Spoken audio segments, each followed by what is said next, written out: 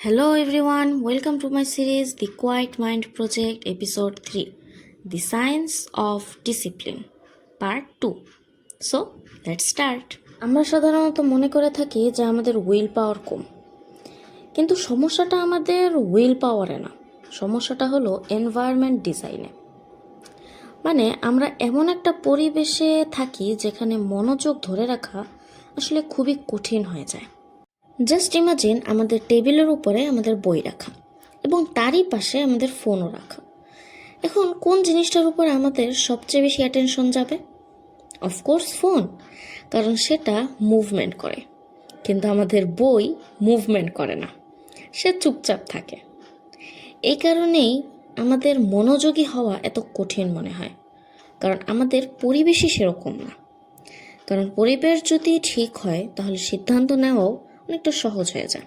Like আমরা যদি চাই যে প্রতিদিন সকালে আমরা জার্নাল করব, তাহলে এটার জন্য করণীয় কি?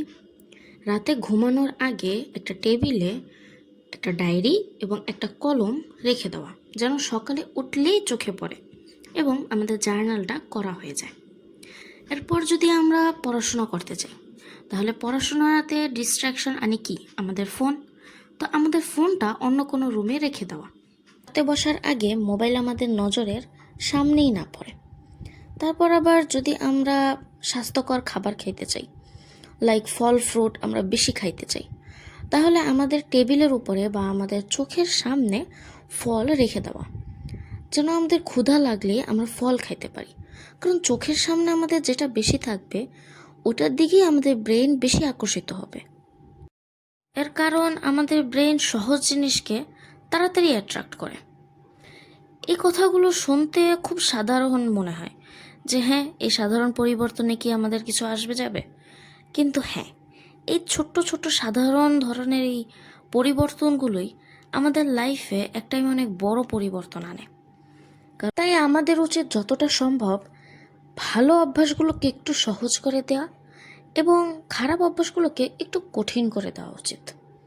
তাহলে আর আমাদের উইল পাওয়ারের উপরে আমাদের প্রশ্ন আসবে না, আর ডিসিপ্লিনও তখন আর যুদ্ধ মনে হবে না, কারণ তখন ওই অভ্যাসগুলোই আমাদের পরিবেশ হয়ে যাবে।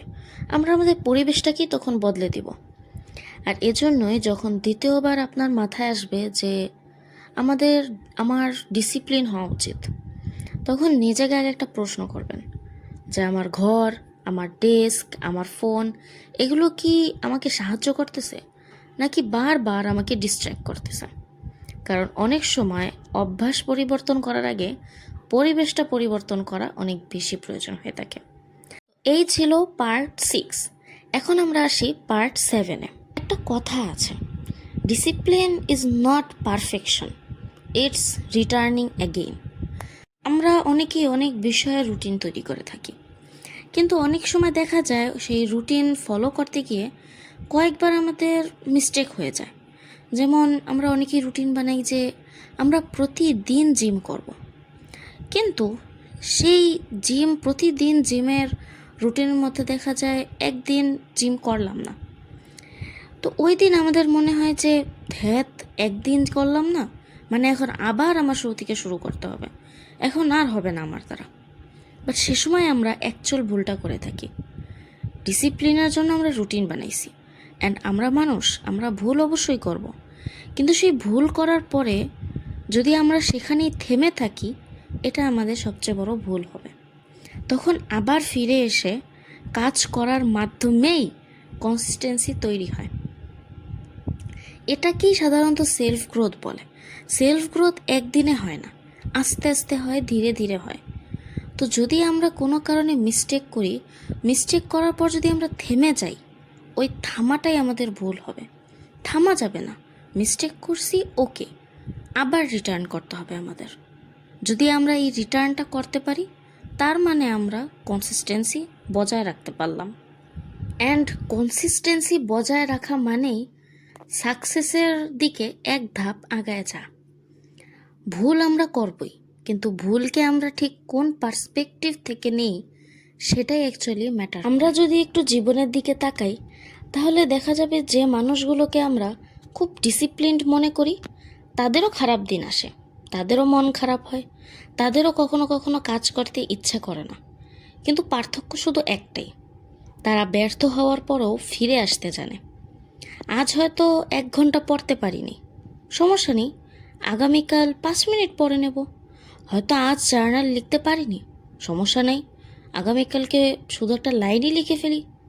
কারণ ডিসিপ্লিনের আসল শক্তি কখনো না পড়ে যাওয়া না, পরে গিয়েও আবার উঠে দাঁড়ানোর মধ্যে। আর আমি মনে করি এই কথাটা শুধু ডিসিপ্লিনের জন্য না, জীবনের প্রতিটা ক্ষেত্রের জন্য সত্য। আমরা সবাই কোনো না কোনো সময় থেমে যাই, ভুল করি, হতাশ হই, কিন্তু সেই মুহূর্তগুলো আমাদের পরিচয় না। আমাদের পরিচয় তৈরি হয় আমরা কতবার আবার শুরু থেকে শুরু করেছি সেটা নিয়ে। তো এখন আসি এই এপিসোডের একদম সর্বশেষ পার্টে। এখানে আমি একটা কথা বলবো, discipline is an act of self respect. এই পুরো ভিডিওতে, গত পার্ট এবং এই পার্টে আমরা যা যা শিখছি, যে ডিসিপ্লিন শুধু উইল পাওয়ার না, মোটিভেশন আসে বাট আবার চলেও যায়। আমাদের অভ্যাস ছোট ছোট অ্যাকশন থেকে তৈরি হয়। ডোপামিন আমাদের ডিসিশনকে প্রভাবিত করে, বাট বেশি সময় না। আমাদের পরিচয় আমাদের আচরণ বদলে দেয়, এবং কোনো কোনো সময় আমাদের পরিবেশ আমাদের উইল পাওয়ারের চেয়েও বেশি শক্তিশালী হয়ে ওঠে।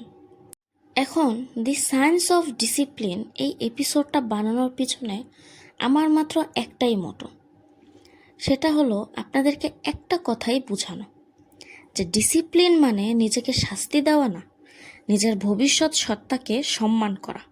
এর কারণ হলো সাকসেসের পথ কখনো গতি দিয়ে মাপা হয় না, ধারাবাহিকতা দিয়ে মাপা হয়। সো এভরিওয়ান, যদি আজকের এই কথাগুলো আপনার ভালো লেগে থাকে এবং আজকের এই ভিডিও থেকে যদি আপনি কিছু না কিছু শিখে থাকেন, তাহলে অবশ্যই দ্য কোয়াইট মাইন্ড প্রজেক্টের পরের পর্বেও সঙ্গে থাকবেন। এবং পরের এপিসোডে আমরা এমন একটা বিষয় নিয়ে কথা বলবো যা আমাদের মনোযোগ, শেখার ক্ষমতা এবং দৈনন্দিন জীবনে গভীর প্রভাব ফেলে। Until next time, keep your mind quiet and keep growing.